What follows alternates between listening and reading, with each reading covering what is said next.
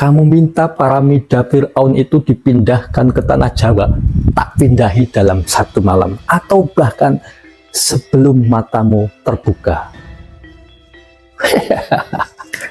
Apalagi cuma 1000 candi. Iso aku iso. Tenang baik iso.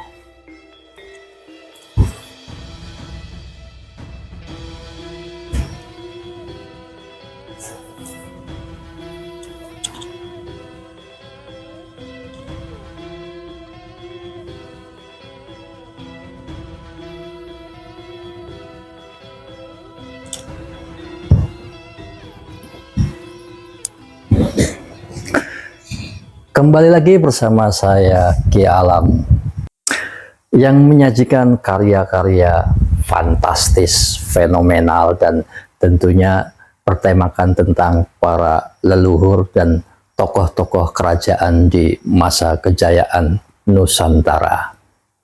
Dan di sebelah saya kali ini ada sebuah karya yang saya lukis tahun 2015 yang bertemakan tentang kebangkitan Roro Jonggrang. Nah, bagaimana kisah dan legenda atau sang perempuan cantik yang memikat hati Bandung Bondowoso? Di Jawa Tengah, sosok Roro Jonggrang itu sangat fenomenal. Bahkan boleh jadi sudah mendunia nama Roro Jonggrang ini ya. Kisah cintanya bersama Bandung Bondowoso kian melegenda hingga sekarang. Diketahui bahwa Roro Jonggrang merupakan putri dari Prabu Baka, atau orang Jawa menyebutnya Ratu Boko. Jadi ratu ini tidak mesti seorang perempuannya. Ratu itu di Jawa itu dulu sebagai sebutan seorang raja juga. Di suatu pertempuran, sang ayah gugur di tangan Bandung Bondowoso, yang saat itu menjadi bagian dari kerajaan Pengging. Roro Jonggrang juga dikenal dengan kecantikannya tentunya ya, yang digadang-gadang mampu memikat hati Bandung Bondowoso. Dulu di sebuah kerajaan bernama Prambanan. Nah, kalau sekarang itu lebih dikenal Candi Prambanan ya. Kerajaan itu dipimpin oleh Prabu Baka atau Ratu Boko tadi. Ratu Boko adalah raja yang sangat baik. Pada saat itu kerajaan pun rakyatnya hidup makmur. Sementara itu di tempat lain ada sebuah kerajaan yang bernama Kerajaan Pengging. Berbeda dengan Prabu Baka, Raja Pengging ini konon memiliki sifat yang ia suka berperang. Namun Kerajaan Pengging ini mempunyai seorang kesatria yang bernama Bandung Bandawasa atau Bandung Bondowoso. Bandung Bondowoso ini memiliki senjata yang sangat kuat dan pasukan jin. Jadi Bandung Bondowoso ini jinnya jadi pasukan, hodam-hodamnya itu banyak sekali. Jadi jangan-jangan kalau di masa kini orang yang banyak hodamnya itu terah dari Bandung Bondowoso.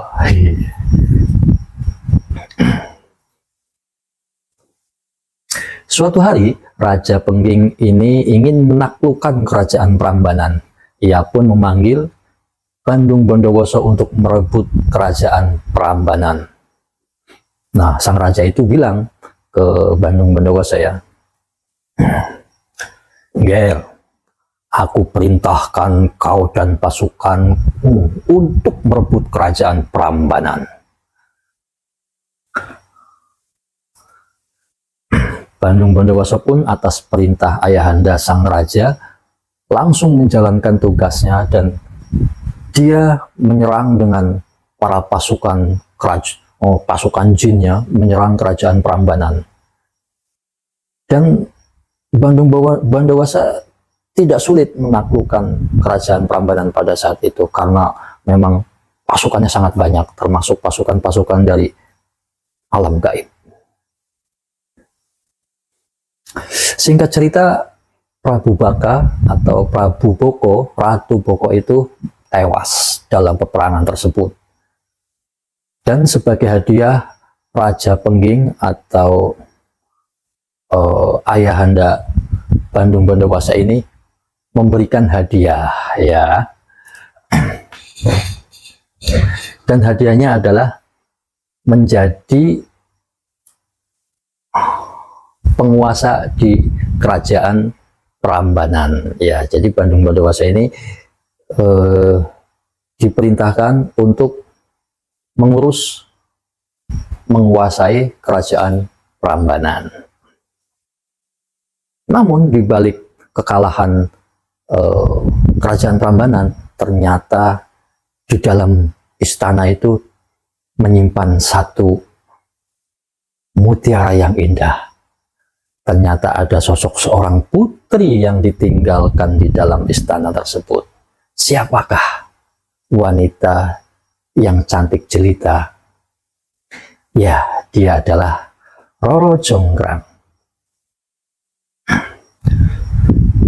Karena Bandung Bandawasa merasa sudah menguasai kerajaan Prambanan tersebut, dan dia melihat ada sosok perempuan cantik di hadapannya, dipanggillah Roro Jonggrang ke hadapan Bandung Bandawasa.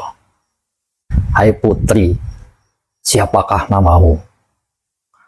Dan sang putri pun menjawab dengan sedikit gemetar, "Aku Roro Jonggrang." Hahaha, Roro Jonggrang, ternyata kau sangat cantik, Roro Jonggrang.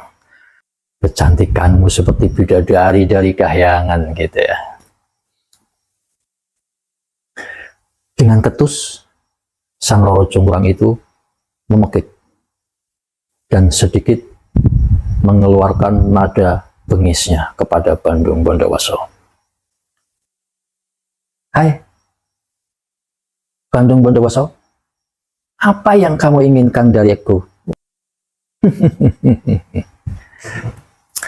"Sepertinya Adinda sangat cocok jika aku persunting dan menjadi permaisuriku."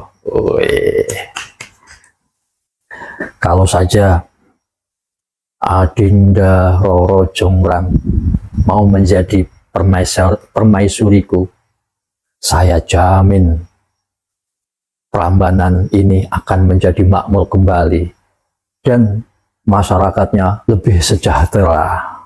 Akan tetapi, kalau coba-coba kamu menolak keinginanku, maka aku perintahkan pasukan gaibku untuk meratakan semua yang ada di dataran Prambanan ini, dan rakyatmu akan aku buat menderita." Roro Jonggrang dengan sedikit rasa takut karena memikirkan tentang masyarakatnya yang akan dibuat menderita. Lalu dia menjawab, "Oke mas, tapi beri aku satu kesempatan, 1 hari untuk memikirkannya."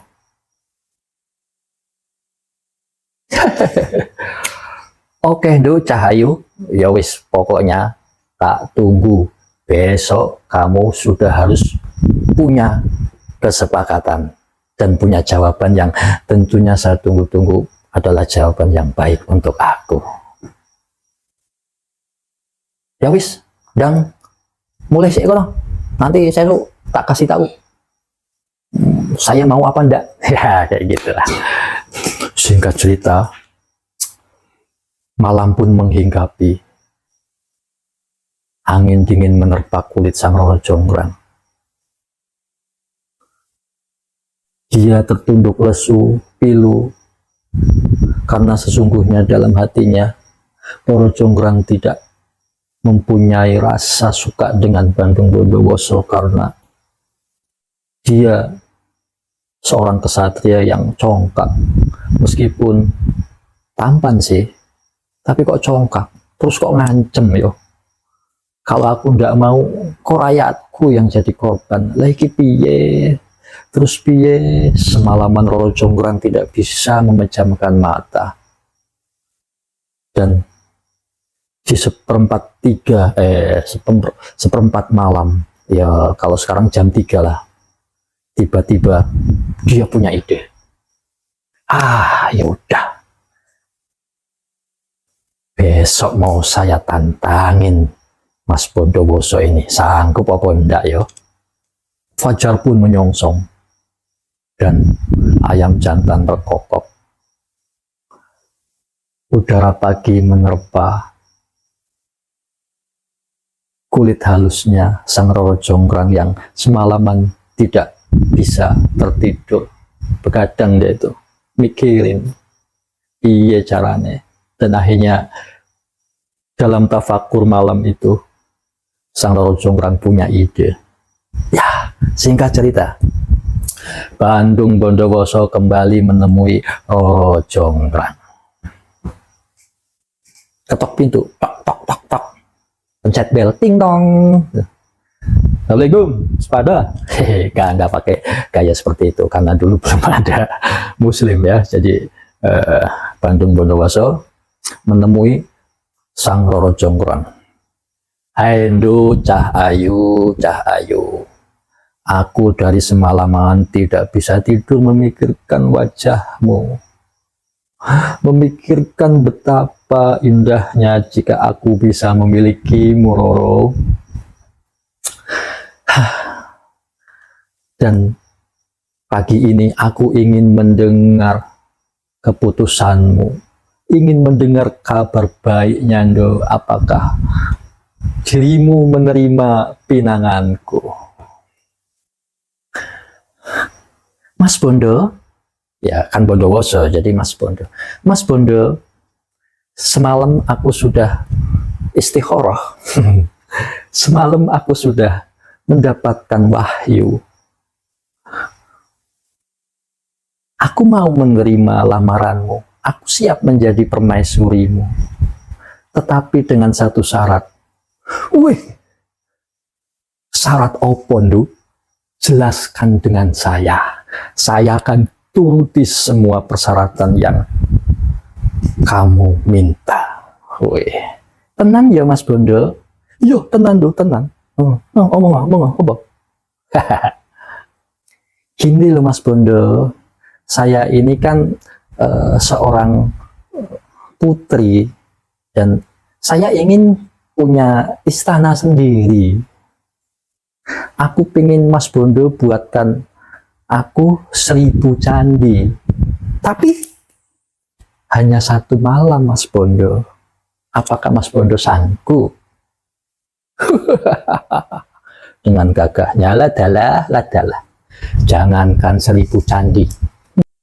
Duk, kamu minta piramida Fir'aun itu dipindahkan ke tanah Jawa, tak pindahi dalam 1 malam, atau bahkan sebelum matamu terbuka. Apalagi cuma 1000 candi. Iso aku iso. Tenang baik iso. Hebat ya, Bandung Bondowoso ini percaya diri. Mungkin kalau anak-anak sekarang gitu, pacarnya ngasih syarat, itu langsung curhat kayaknya di TikTok. Jangankan gedung gubuk pun aku tak punya. Memiskin-miskinkan diri ya. Beda dengan Bandung Bondowoso yang sangat optimis. Dia langsung mengiyakan persyaratan dari Roro Jonggrang. Wah, indah tenan nih percintaannya ya. Oke. Nduk Roro, Nduk Jonggrang. Adinda Roro Jonggrang, permintaanmu akan aku laksanakan sebagai bukti bahwa aku sangat mencintaimu meskipun baru beberapa kali melihatmu. Kapan aku harus mulai? Mas Bondo, mulailah besok tenggelamnya matahari. Dan saya beri waktu 1 malam. Jika Mas Bondo tidak berhasil membangun 1000 candi, maka dengan terpaksa aku menolak pinanganmu ya Mas. Baiklah. Wah, singkat cerita, siang itu sampai sore Mas Bondo ini, Mas Bondo, Bandung Bondowoso ini mengerahkan dan memberikan perintah kepada pasukannya, dan pasukannya ternyata bukan pasukan sembarang pasukan. Pasukannya dari alam gaib. Demit Segoro, demit Angkoso, demit Pring, demit Jati, demit, pokoknya segala demit dikumpulin. Wah, gak ono genderuwo belum ada, pocong belum ada, pocong kunti belum ada saat itu. Saat itu jinnya bagus-bagus, gagah-gagah. Wah, ada yang bertanduknya di depan, ada yang belalainya di depan, semuanya di depan. Jadi beliau ini, Bandung Bondowoso ini mempunyai kesaktian yang luar biasa sehingga dia bisa berkomunikasi dengan para jin, dengan para khodam, dan para demit-demit pada zaman itu menaklukkan dan menjadikan sebagai pasukannya. Hai pasukanku, sing ono ning lemah, sing ono kiwa tengen, ono dhuwur, ono ngisor, metu kabeh. Wah. Nanti malam, saya merinding deh. Wah. Aku berikan tugas kepada kalian, bangunlah 1000 candi untuk permaisuriku kelak. Jangan sampai ayam jantan berkokok, kerjaan kalian belum selesai.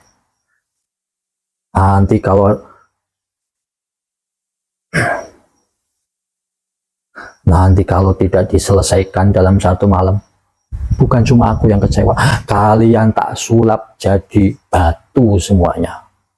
Kata Jim, emang gue maling kundang? Aduh, oke, singkat cerita.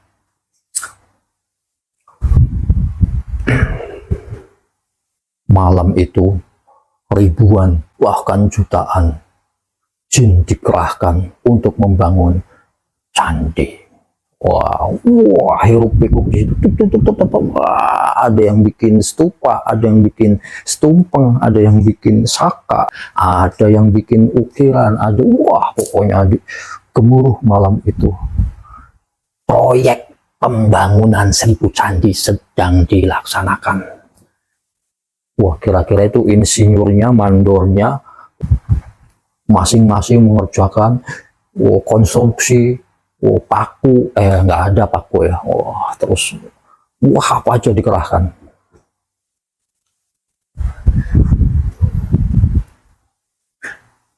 Diam-diam, Sang Roro Jonggrang ini sedang memantau proyek pembangunan candi yang sedang dibangun oleh Mas Bondowoso. Awalnya ragu, karena tidak mungkin Mas Bondo itu sanggup membuat proyek besar ini dalam satu malam. Ternyata perkiraan Roro Jonggrang mulai meleset. Saat itu dia melihat jam tangannya mulai jam 3 pagi. Kok Roro Jonggrang lihat jam tangan ya? Belum ada. Sepertiga malam, yaitu malam Lailatul Qadar ya, biasa sepertiga malam. Ratu Roro Jonggrang gelisah. Wah, iki piye nek Mas Bondo sanggup membuat candi ini sampai selesai? Aku nggak mau dipinang sama dia. Aduh, harus piye iki? Roro Jonggrang pun punya siasat. Kalau Bandung Bondowoso punya pasukan gaib, Roro Jonggrang punya pasukan dayang dan ribuan para simbok-simbok yang akan meladeni dan melayani Roro Jonggrang. Wah, iya. Jam 3 pagi itu Roro Jonggrang memberi isyarat kepada komandannya Dayang, sesepuhnya para Dayang. Dan mungkin Dayangnya bukan hanya Dayang yang nyata, mungkin ada Dayang-Dayang juga yang dia punya dari Dayang alam gaib. Para simbok, para dayangku, bantulah aku. Aku sedang gelisah, Mas Bondo, sedang bikin proyek besar yang menjadi persyaratanku dan sebentar lagi akan selesai. Tapi aku belum mau nerima dia jadi suamiku. Jadi bantulah aku. Nggih, Doro, kira-kira apa yang harus saya lakukan? Mbok Simbok, cobalah kumpulkan teman-teman dan nanti membunyikan lesung dan padi, menumbuk padi, dan nanti para simbah-simbah lain beraktivitas sebagaimana aktivitas di pagi hari. Ada yang nyuci di kali, ada yang menek wit-witan, ada yang lagi jemur, ada yang nanti bawa beberapa ayam jago supaya ayam jago ini berkukuruyo supaya dianggap sudah fajar atau sudah pagi. Nggih, Ndoro, kawula laksanakan. Kita semua akan mengerahkan semua dayang dan sesuai anjuran Jeng Putri, kita akan membuat suasana ini menjadi jam 6 pagi. Kesiangan, ojo jam 6 pagi toh, Mbok. Jam piro, Nduk? Jam 5 lah. Oh nggih, jam 5. Oke. Akhirnya proyek simbok ini langsung dilaksanakan. Para dayang semua bangun dan melaksanakan semua perintah dari mbahnya dayang ini. Di sisi lain, Mas Bondowoso ini sudah pede karena dia tinggal menyelesaikan satu candi. Bayangin, satu candi lagi tinggal jadi. Tiba-tiba samar-samar terdengar. Nanti saya edit pakai suara jago beneran ya. Kaget Mas Bondowoso ini. Waduh, bahaya, ini sudah pagi. Alhasil, semua makhluk-makhluk halus, semua pasukan-pasukannya terkaget-kaget karena dia tidak bisa mendengar kongkorongok jago ayam, karena sebentar lagi akan ada sinar matahari yang akan menembus badan-badan mereka dan mereka terbakar. Bandung Bondowoso semakin gelisah dan semakin gusar, bahkan memerintahkan, jangan pergi kalian semua, teruskan sampai candi ini berhasil 1000 candi, karena sudah 999 candi yang kau dirikan, tinggal satu lagi. Waduh, Tuan, nggak bisa ini, Tuan. Saya nggak mau terbakar oleh matahari, Tuan. Kami semua harus selamat dan harus pergi. Mohon maaf, Tuan. Wah, akhirnya serombongan pasukan gaib Bandung Bandawasa sekejap menghilang, pergi entah kemana. Yo paling yo ke jalurnya masing-masing loh. Ono sing lebu wit-witan, ada yang masuk ke rel kereta, ada yang masuk ke goa, ada yang masuk ke bebatuan. Wah, udah masuk ke alamnya masing-masing. Bingung Mas Bandawasa ini. Aduh, tinggal satu lagi kok nggak diselesaikan. Akhirnya datanglah Roro Jonggrang. Iya Mas, ternyata Mas Bondo gagal ya, tidak bisa menyelesaikan proyeknya. Jadi maaf ya, sepertinya gue belum bisa nerima kamu deh. Bandung Bondowoso Mulsa, tidak bisa. Kalau begini caranya, kamu akan saya kutuk menjadi candi yang ke-1000. Wah, ada Bagukun sedang ngobatin. Wah, gitu. Dengan seketika Roro Jonggrang menjadi sebuah arca, sebuah batu yang berukir. Bunyi kan tuh, teng teng teng. Lalu Ki Alam menghayati perjalanan Bandung Bandawasa dan kutukan seorang Bandung Bandawasa yang membuat Roro Jonggrang menjadi satu arca.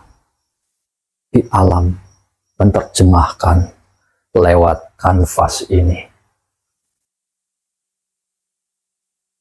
yang bertemakan tentang kebangkitan kembali Sang Roro Jonggrang. Wih, cerita pun selesai ya. Seru ya, seru banget. Ini dia lukisannya, mengisahkan tentang Roro Jonggrang yang konon berubah menjadi satu arca patung.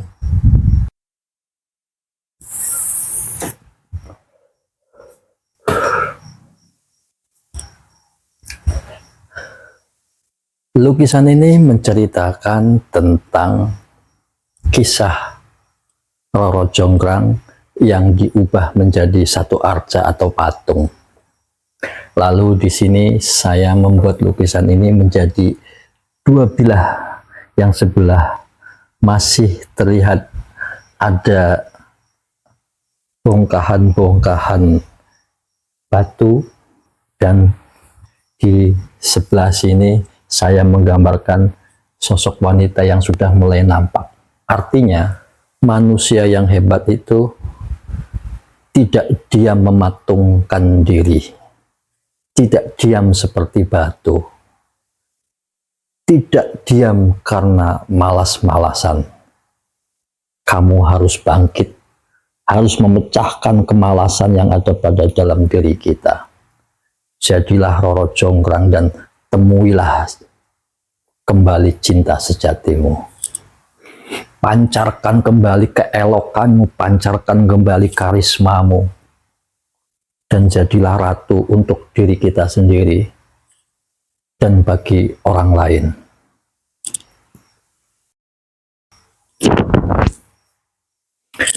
Bunga teratai ini menggambarkan kesucian, kemurnian. Meskipun bunga teratai ini lahir atau tumbuh di atas lumpur, tetapi dia tumbuh dengan aroma wangi, dengan warna yang putih bersih. Jadi, jika dikembalikan ke filosofi pada diri kita, jangan merasa pesimis kita terlahir dari mana, dari keturunan siapa. Meskipun kita terlahir dari kubangan lumpur, bahkan dari seorang yang miskin papa, kalau kita percaya diri dan menjadi seorang yang punya rasa optimisme yang tinggi, keberhasilan pasti akan diraih. Hidup dengan iman akan menjadi terarah. Hidup dengan ilmu akan menjadi mudah. Hidup dengan seni akan menjadi indah. Nah, sekarang apakah lukisan ini dimaharkan? Ya, tentunya. Jika kalian punya hasrat ingin meminang lukisan ini, meminang Roro Jonggrang, maka kamu harus bisa membangun 1000 candi. Buat saya tentunya. Ini juga salah satu lukisan yang mempunyai histori yang tidak bisa saya lupakan, karena ini juga salah satu lukisan yang pernah hilang selama 5 tahun itu. Alhamdulillah, lukisan ini kembali lagi, dan waktu lukisan ini kembali itu sangat kotor, banyak debu-debu, dan saya bersihkan kembali, auranya menjadi cerah lagi, dan ini jauh lebih bersinar auranya dibanding lukisan itu pertama baru datang, baru kembali, karena ini sudah hampir setahun saya rawat kembali, tetapi ada bagian-bagian yang saya biarkan karena itu menjadi nilai sejarah buat saya. Jika ada yang ingin meminang lukisan ini, tentu nilainya akan sangat berharga tinggi. Sebagai pembuka lukisan ini, silahkan dipinang dengan nilai bukan 1000 candi, tetapi 100 candi atau 100 juta rupiah. Silahkan dimusyawarahkan dengan Bandung Bondowoso. Semoga ada vibrasi atau koneksi dengan kalian semua antara Roro Jonggrang dan Anda sebagai Bandung Bondowoso yang selama ini mencari sang permaisuri. Dan kalian kalau melihat langsung lukisan ini akan ada getaran tersendiri di dalam energi lukisan ini. Aku merinding lagi. Sebagai sambung silaturahmi yang belum mensubscribe channel ini, ayo di-subscribe dan loncengnya juga diklik, karena saya masih banyak lukisan-lukisan bersejarah yang akan saya tunjukkan ke kawan-kawan semua di sini. Dan tunggu ada lukisan apa lagi, atau mungkin kalian punya ide kira-kira lukisan apa yang harus saya expose lagi. Silahkan like, komen, dan subscribe tentunya. Semoga barokah, semoga selalu diberikan rezeki dan kesehatan. Amin ya rabbal alamin. Wassalamualaikum.